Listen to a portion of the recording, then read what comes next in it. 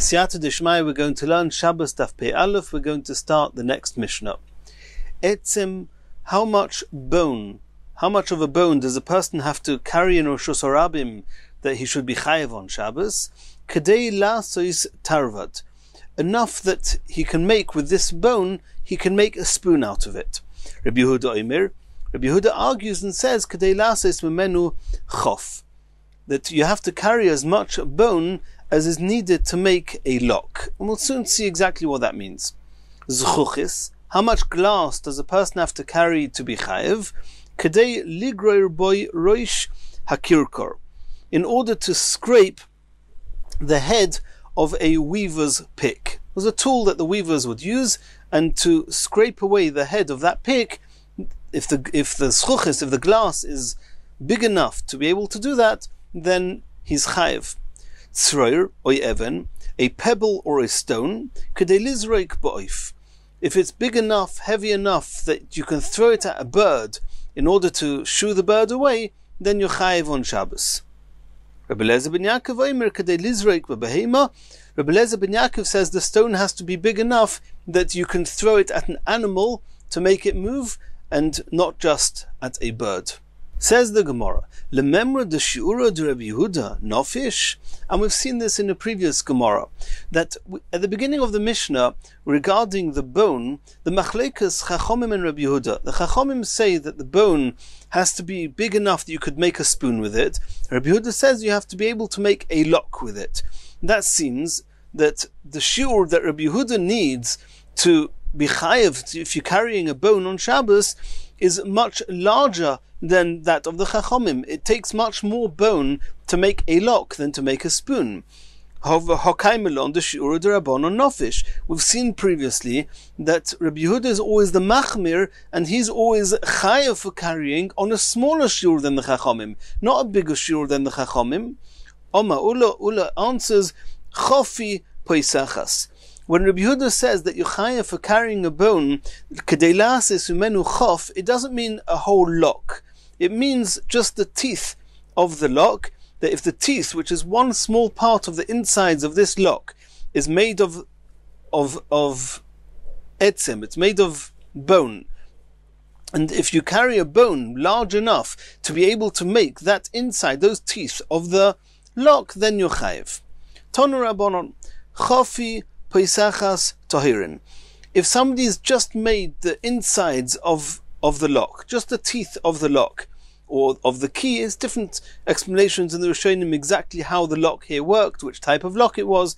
But either way, if somebody just has made from this bone, has made the insides of the lock, but not together with the whole lock, Tahirin, they are Tahir. Because in Tumah and Tara we have a rule that something can only become Tomei if it's something that can be used. And the insides of a lock on its own cannot be used. Kov on b'poisachas, once you've put these insides, you've put the mechanism inside the frame of the lock, now it can be used as a lock. To mean it's a kli, it's usable, and therefore it can become Tomei. V'shelgal. But if this is a type of lock which is used on a gate, and the gate is typically fixed to the ground,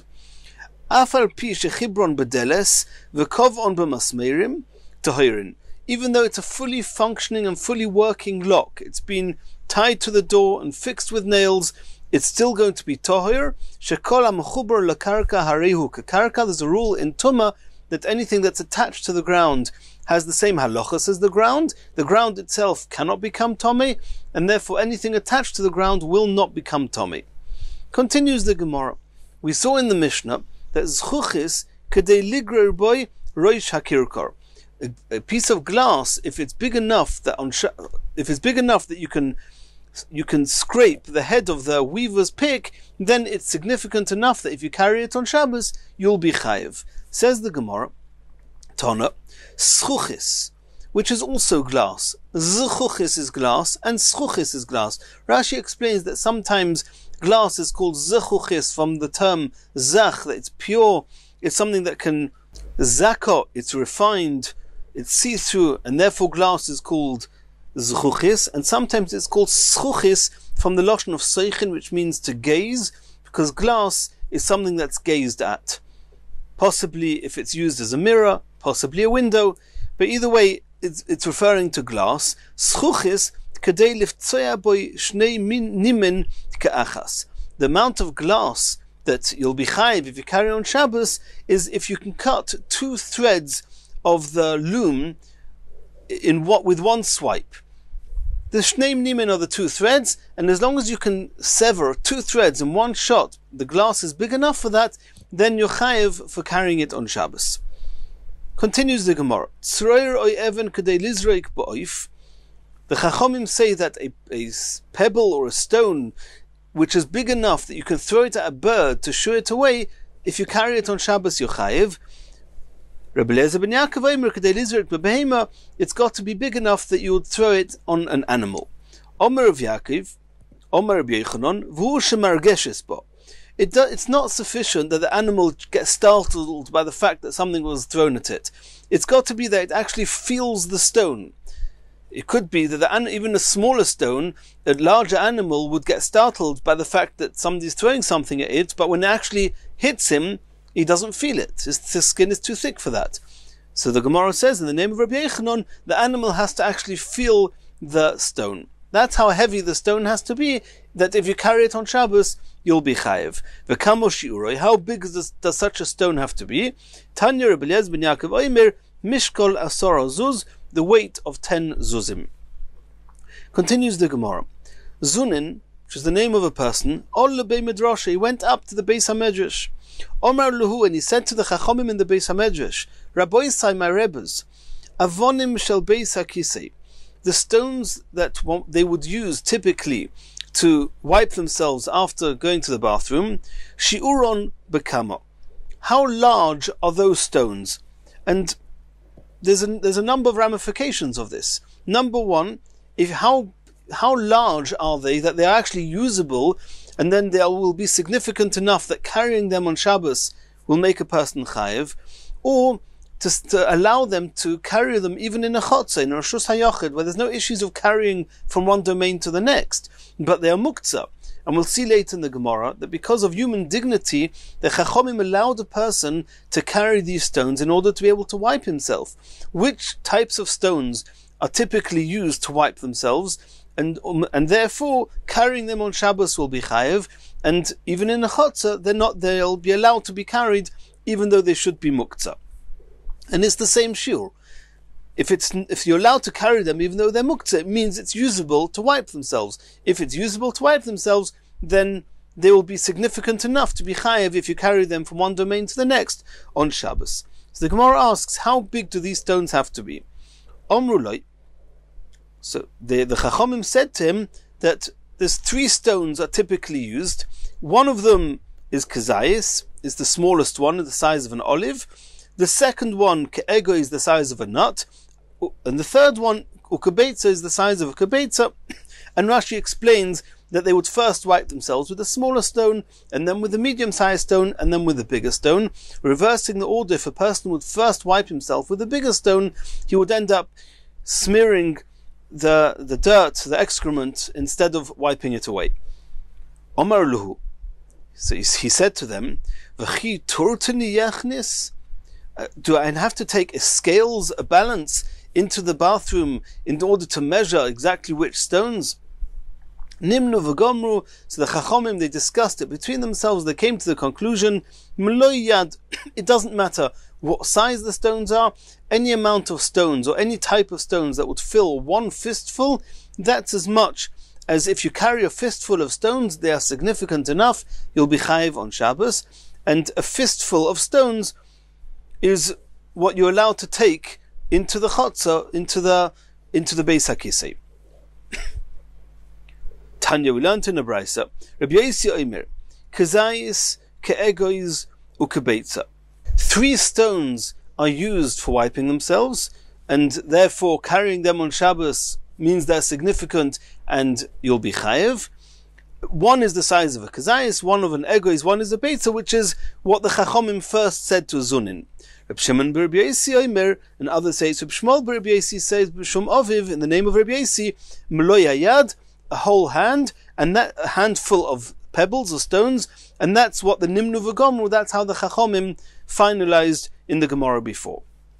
Tonu Rabbanon, B'Shabbos Gimel Avonim Mukurzolois Mutar Lachnis Lebeis HaKisei. One is allowed to take 3 stones which are sharp-sided. They are mukurzolis, they have some sharp edges. You're allowed to take them into Beis HaKisei on Shabbos. V'kamo shi'uron, what's the size of these avonim mukurzolis? Reb Meir oimer ke'egois. Reb Meir says all 3 of them are the size of a nut. Reb Yehuda oimer ke'beitza. Reb Yehuda says all 3 of them is the size of an egg. Omar Rafram bar Papa Omar of Chizda. K'machleikas kan, in the same way as here in the Brisa. There's a machleikas whether the stones that one is allowed to take into the Beis HaKisei on Shabbos, in spite of the fact that stones are muktzah, is either a kazayis or kabeitza. So too, kach machleikas be'esreg. So too, they're arguing about the size, the minimum size of an esrog to be kosher, to be used on sukkahs. Asks the Gemara, Hosom masnisin hocha brisa. I don't understand. You of Chizda are saying that in the same way as the machleikas here, so too by esrog. Over here it's just a brisa. Over there it's a mishnah, and a mishnah is much more established than a brisa. Elo, you should say it the other way around. Kamachleikas be'esrog, in the same way as we found that there's a machleikas in the mishnah for the minimum size of an esrog, kach machleikas kan. So too here in the brisa they're arguing about the size of the stones that they're allowed to take into a Beis HaKisei on Shabbos. Continues the Gemara, Omar of Yehuda, Avaloi es ha-poyis. One is not allowed to take poyis into the Beis HaKisei on Shabbos. My poyis, asked the Gemara, what are these, what it seems to be a type of a stone, a type of a pebble called poyis, what are they, and why are you not allowed to take them into a Beis HaKisei? Omer Abzera, Karashine Bavliasa. These are not real pebbles, they're not real stones that one can use to wipe oneself, rather they are clumps that can easily get crumbled when used, and these clumps of earth that they look like pebbles and they're pebble sized, but they're going to disintegrate, they're going to crumble, and therefore they cannot be used to wipe oneself, and therefore they are muktzah and cannot be taken into a Beis HaKisei on Shabbos. And they're called Karshine Bavliasa because they were typically found in Bavel, but the same applies if these pebble-shaped clumps would be found anywhere. Continues the Gemara. Omar Rava, Osa lemashmesh b'tzroir b'Shabbos. It was common if a person was having trouble passing his bowels that they would open the rectal opening to allow the bowels to be released, and they would do that using a stone. So it says here that Rava says, Osa lemashmesh, you're not allowed to do that, but tzroir with a pebble b'Shabbos on Shabbos, kederech shemashmesh b'chol, in the same way as one would do it during the week, it's also to do it on Shabbos. Maskiv lo Mar Zutra asked, Rava, listakin, are you telling me that the person should put himself in danger? We've seen previously in the Gemara, we saw in Brachas Daf Mem Daled, and in other places, that a person that does not allow himself to release his bowels when he has to, it can be dangerous. Says the Gemara, Kelachar Yad, he is allowed to. He shouldn't do it in the same way as he does it b'choil, during the week. But if he does it with a shinui, if he does it in an abnormal way, with what's called Kelachar Yad, with the back of his hand, if he does it in some unusual manner, then it's mutar to do it on Shabbos. Omer Rav Yanai, Im yesh mokim kavua lebeis hakisei. If a person has a fixed place where he always relieves himself, mloi hayad, then he's allowed to take a whole handful of stones, because we assume that even if he's not going to use them all the first time he goes into the bathroom, he'll use them the second time or the third time. They'll all come into use on Shabbos, and therefore, even though stones are muktzah, one's allowed to take a whole handful into the Beis HaKisei. Imlav, if he does not have a fixed place, therefore you're not allowed to take more than the minimum amount that you know you're going to need. Now, you're only allowed to take a stone which is called hechrea, is a compromise. And we saw before there's 3 different sizes of stones they would use. They would use the stone of a kazayis, an egois, and a kabetza. So this type of person, since it's not a Beis HaKisei kavua, he should only take the stone the size of an egois that he can use to wipe himself. Continues the Gemara. Meducha ktano shel basomim. The translation of meducha is a mortar, which is a vessel that they would use to pound spices to pound their spices. It's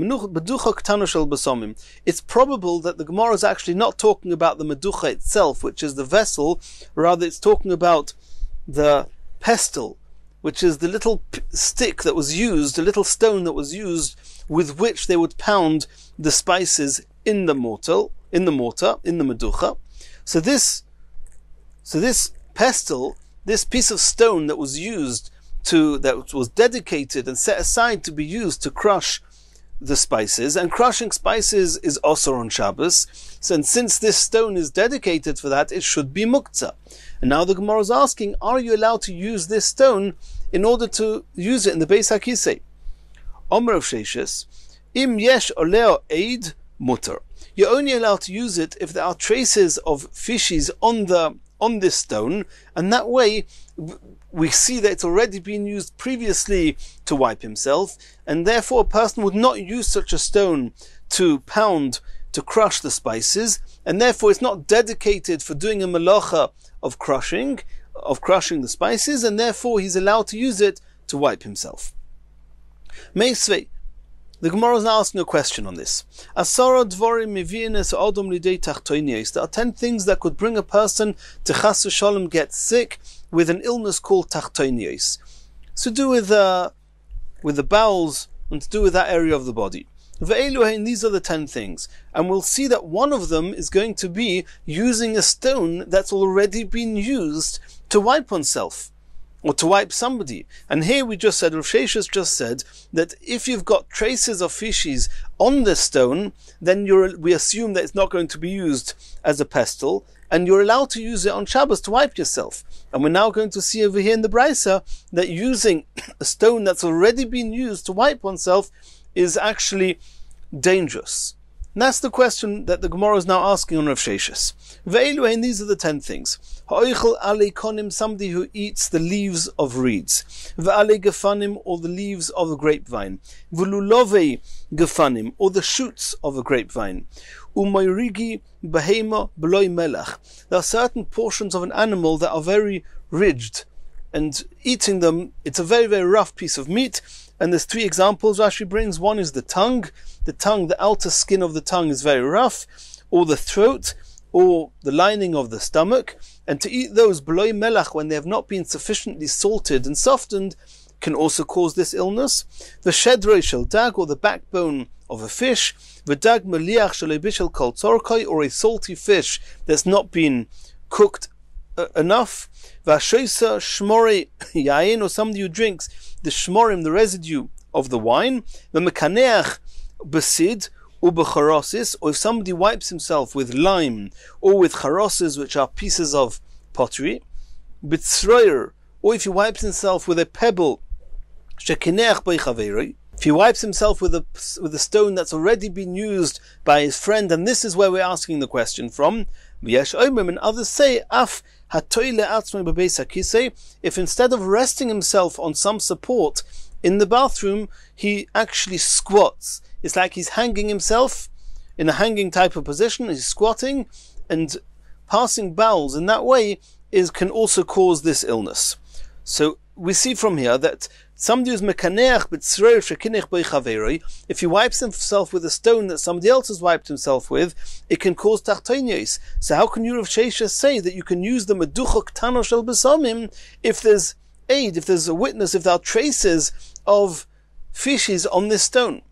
Says the Gemara is going to give a few explanations.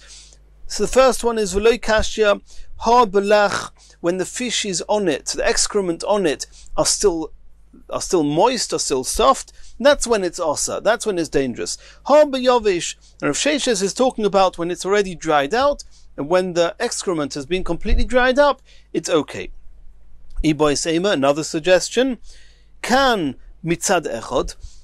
Rav Sheshes is talking about when only one side of this stone has been used, and he will not use it to pound the spices with it, and he'll use the other side of it to wipe himself. V'kan mibeis stodim, and the brisa that says it's dangerous is if this stone has been used on both sides. V'iboy seima, Another suggested answer, Hadidei, Hadachavrei. Rav Sheshes, who says you're allowed to use a stone that's already been used, is if he himself used it.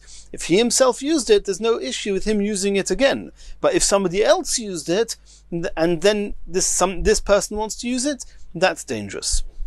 Continues the Gemara, Omar le Abaye le Rav Yosef. Yorda oleh geshomim v'nish tashtashu. If rain has fallen on this stone and the traces have become smeared, mahu, is it mutter, is it osa, what's with it? Omarle im hoyor rishumon nikar mutter. All the while that the mark of the excrement are still discernible, then we assume that he's not going to use it to pound spices, and therefore mutter, he's allowed to wipe himself with it on Shabbos. Continues the Gemara. Boy mine Rabbi bar Rav Shila mi Rav Chizda. Rabbi bar Rav Shila asked Rav Chizda the following question: Ma'u la'aloisam acharov legag. Is he allowed to take these stones, and if he wants to relieve himself on the roof, they didn't have bathrooms like we do available, they would have to go up on the roof. And Rashi explains, do we say that it's too much bother? You're not allowed to do tirchi asiri, you're not allowed to exert too much effort on Shabbos. Is he allowed to take these stones up to the roof on Shabbos?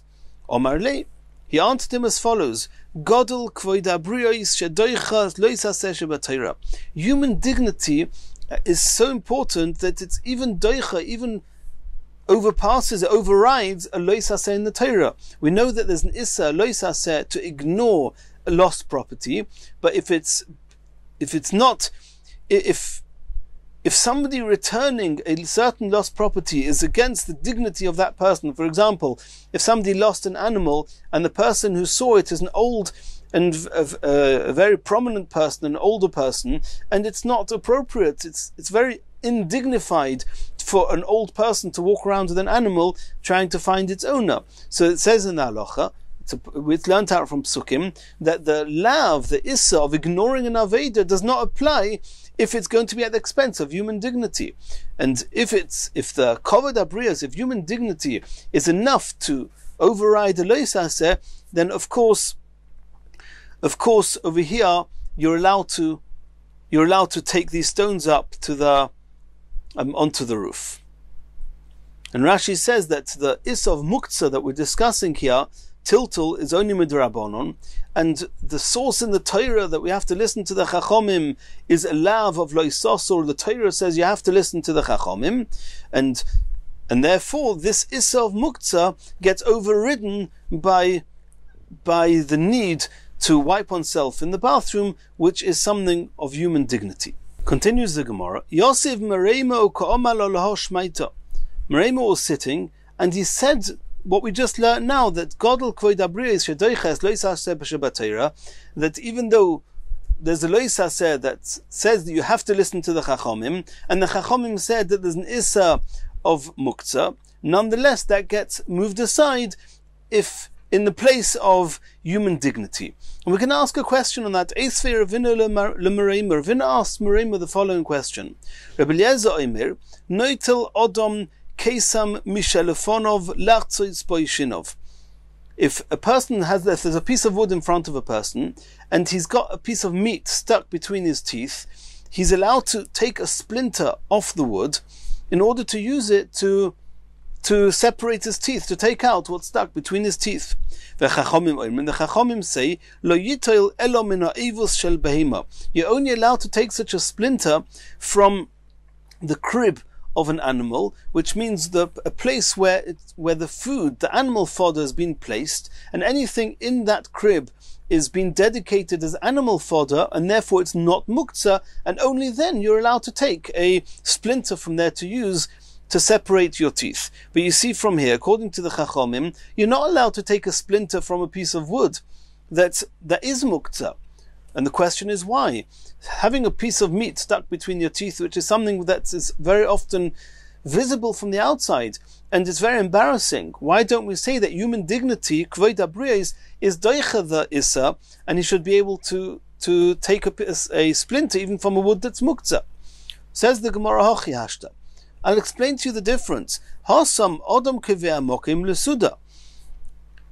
Hacha Over there, a person knew he was going to eat, and a person has a fixed place where he eats.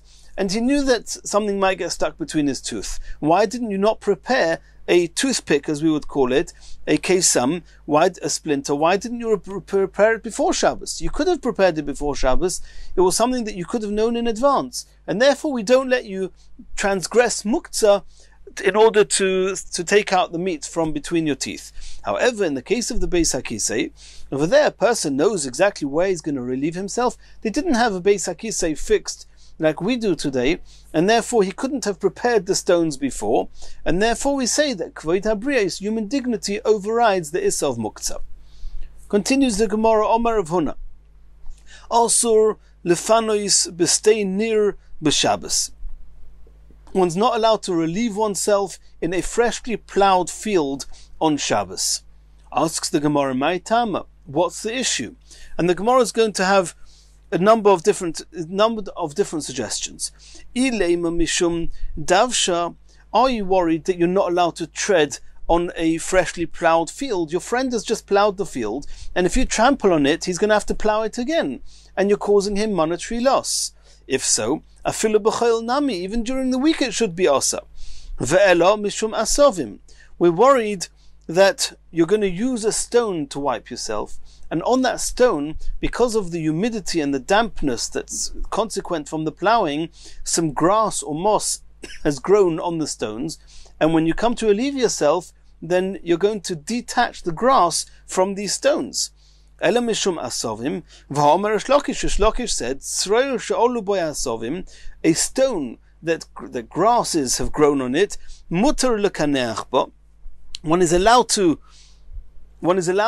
wipe oneself with it, and even though some of the grasses may get detached, Rashi says it's a dover she'eina miskavin, and it's mutar d'alocha Reb Shimon. The halacha is like Reb Shimon, that dover she'eina miskavin, to do a malacha unintentionally is mutar, and it's not psik reisha, it's obviously not inevitable. It could be that no grass will get detached, and therefore Rish Lakish says that you're allowed to mutar lekanech bo, you're allowed to wipe yourself with it on Shabbos. So why does Rav Huna say you're not allowed to wipe yourself if the reason was that you're concerned about the detaching these grasses? And then, by the way, v'atoylesh mimeno b'Shabbos chayev chatos. Rish Lakish says you're allowed to wipe yourself with these stones even though there's grass growing on them, but if you intentionally detach the grass from these stones, you're chayev on Shabbos. But since you're allowed to wipe yourself with it, it cannot be that was the concern of Rav Huna. Elo, the Gemara gives a third suggestion. Dilma nokit mi'iloi, you're going to take a stone that was on the surface of the field, v'shoda l'satoya, when you're finished with it, you're going to throw it into a hole which is lower down. U'mechayev mishum derabba, you're going to be mechayev because of something that Rabbah said. D'omar Rabbah said, hoi saloi guma, if somebody had a hole on the floor, v'timimo, and he filled up the hole, v'bayis, if this happens inside his home, chayev mishum boine, leveling out a floor in a home is considered building. Basada, and if this is in a field, and here we're talking about a field, chayev mishum chayrish, it's to do with chayrish, because flattening out a field after it's been ploughed is consequent and the continuation of the ploughing, and it's also on Shabbos. And the Gemara finishes off, that is why Rav Huna said you're not allowed to relieve yourself in a freshly ploughed field, and the reason is because of chayrish, because you might take a stone and fill up one of the holes with it. Continues the Gemara. We're going to now go back to Rish Lakish. Gufa, Omer Rish Lakish, Tzroil she'olu bo asovim, a stone that was on the ground and there was grass growing on the stone, mutar lekaneach bo, you're allowed to wipe yourself with it on Shabbos, v'atoylesh mimeno, but if you intentionally detach the grasses from it b'Shabbos on Shabbos, chayev chatos, you're going to be chayev chatos. Omer of Papa, Shma mino mid Rish Lakish, from the fact that Rish Lakish has no problem that you're taking a stone that has grass growing on it and you're lifting it off the ground. It seems that high parafisa, this perforated flower pot, a flower pot that's got holes, and that really means that there's no separation between the earth in which the flowers or the seeds are growing and the ground, and because of the holes, And if you move them, if they were sitting on the ground, like this stone was sitting on the ground, and you lift it off the ground, it's not considered that you're severing this flower pot from its source of nutrition, and it should be mutter, shari little tule, because otherwise you wouldn't be allowed to lift this stone. This stone that has grass growing on it is obviously sucking its nourishment from the ground. Lifting it up would seem, or could, sever its source of nourishment. And Rish Lakish said you're allowed to lift it in order to wipe yourself. So you see that it's not called toilish. It's not called that you're severing the grass from its source. So according to Rish Lakish, one would be allowed to lift up a perforated flower pot on Shabbos. Maskef lo Rav Kana. Rav Kana says, 1 minute, go easy. It's true that because of Kvod HaBriyos, we allowed you to use this stone, even though there's grass growing on it. But im omru letzerich, that's because there's a tzerich. Yomru shaloi letzerich. Does that mean that we're allowing you now to move around flower pots? No. If you move around the flower pot, then it's going to be osir. It's only going to be osir midrabanon, because we'll soon see in a minute. But it's going to be osir. If you need it to wipe yourself, if you need to move the stone, we allow you to move the stone on Shabbos. Omar Abaya.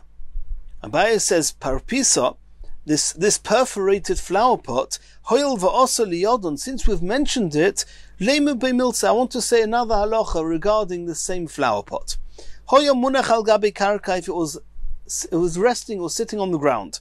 V'hiniche al gabi yasedos, you lift it off the ground and you put it onto a piece of wood, you put it onto a stone, you take it off the ground. Mechayev mishum toilish. He's going to be chayev, it's only going to be also midrabanon. It's not chayev min haTorah. Because if it was chayev min haTorah, then you would not be allowed to use such a stone to wipe yourself. So it must be that lifting up such a stone and lifting up the flower pot, it's not considered severing it from its source of nourishment. It's still somehow getting its nourishment from the ground, even though it's been lifted off the ground. Nonetheless, the Rabbanon said it's an issa of toilish. If this flower pot was initially on a beam or something lifted off the ground, and and he lowers it and puts it directly onto the ground, chayev mishum noitea, then midrabanon is going to be chayev for planting, even though it was already attached to the ground. Somehow it was sucking its nourishment from the ground, even when it was off the ground, as we saw before. And therefore it's not a noitea, it's not planting min haTorah. But the Chachamim said it's considered planting because you're drawing it closer to its place of nourishment from the ground, and you're not allowed to do that on Shabbos. And Rashi here explains that even though we said before that the is of muktzah, which is not chiyuv korus, it's not a chiyuv of skila, the Torah said, Godel kvod habriyos shedoicha lo yisaseh shebatorah, human dignity overrides the is of muktzah.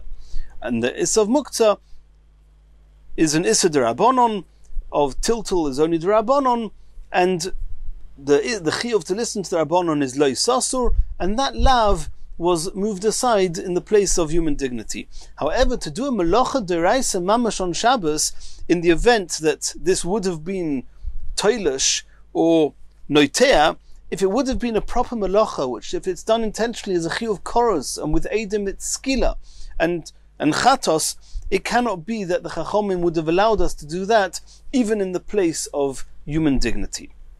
Continues the Gemara. Omar Rabbi Yochanan. Rabbi Yochanan said, "Also lekaneach becheres b'Shabbos. You're not allowed to wipe yourself on Shabbos with broken pieces of earthenware." My tama. Why not? And the Gemara is going to give 4 suggestions. Ilema mishum sakona. Are you going to say the reason you're not allowed to wipe yourself with these broken pieces, these shards of earthenware, is because it's dangerous? You might cut yourself. Afilu b'chol nami.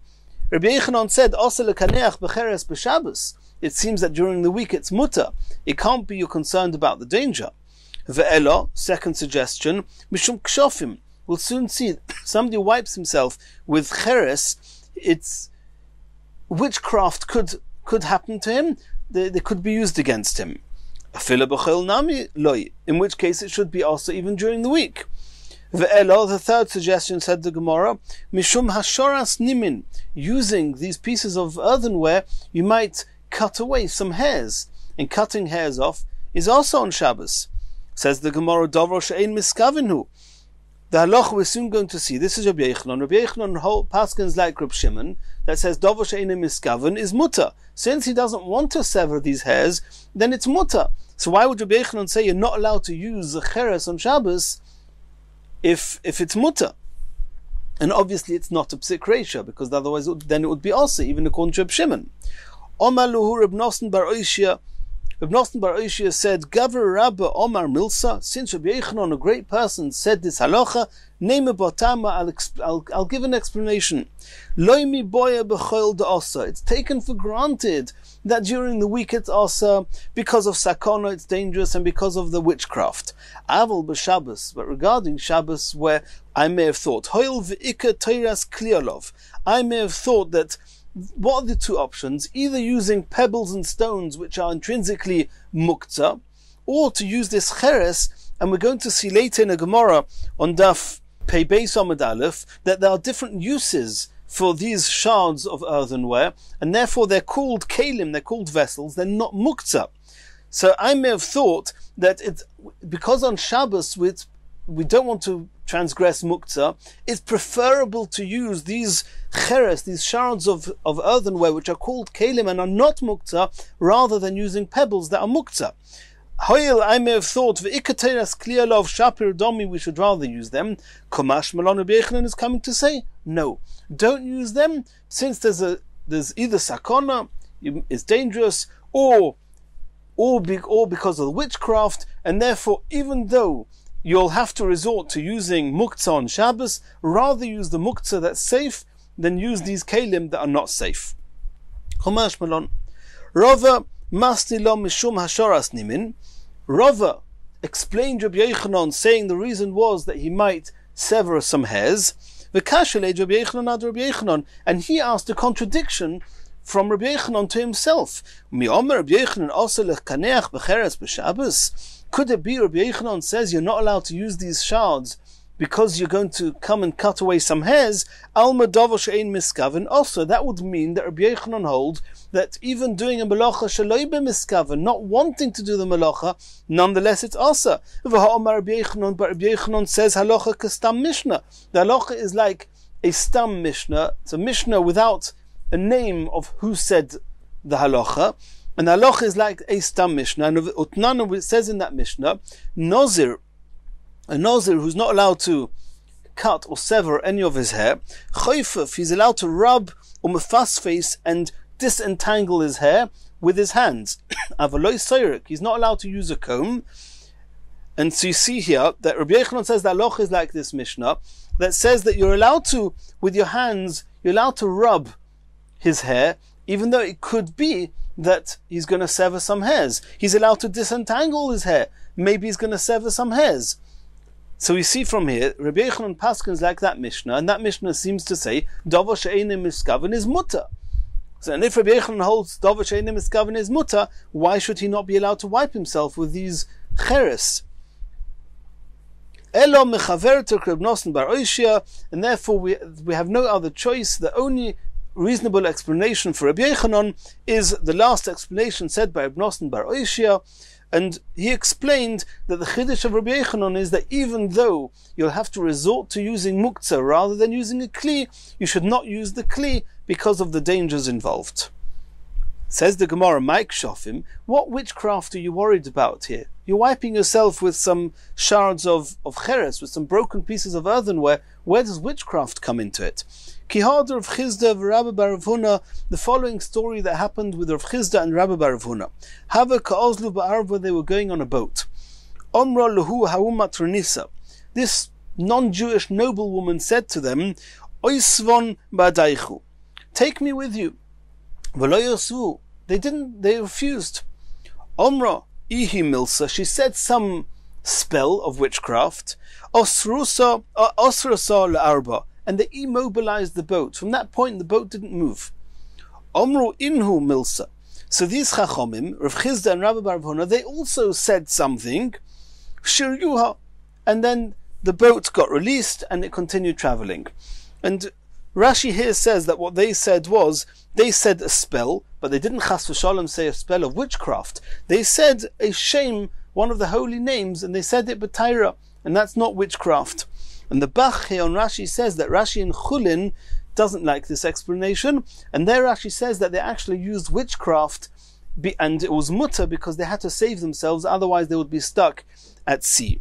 There is another explanation which is interesting. It's brought b'shem the Baal Shem Tov HaKodesh that it should say here that Omru Inhu, not milsa, which means they said a word, it means milas, mem lamed tov, and in some old versions of Shas, it says mem lamed tov with two little lines in between, showing it's an abbreviation. They said 3 words whose Roshei Teves is mem lamed tov. What is that?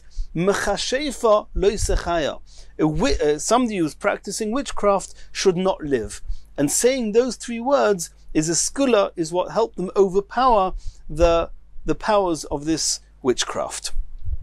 Omra luhu, so this woman who used the witchcraft against them said to them, my evid luhu, I can't do anything, none of my witchcraft will work against you, because in order for my witchcraft to work against you, you have to be doing one of the following, and none of you are doing any of the following. What do you have to do in order for witchcraft to be able to harm a person? And what were they not doing? They were not wiping with themselves with this earthenware, and since they were not doing that, witchcraft couldn't apply to them.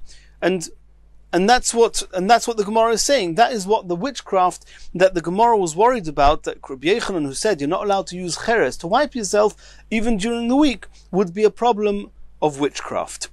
Another thing that one should not do in order to stay safe from the witchcraft,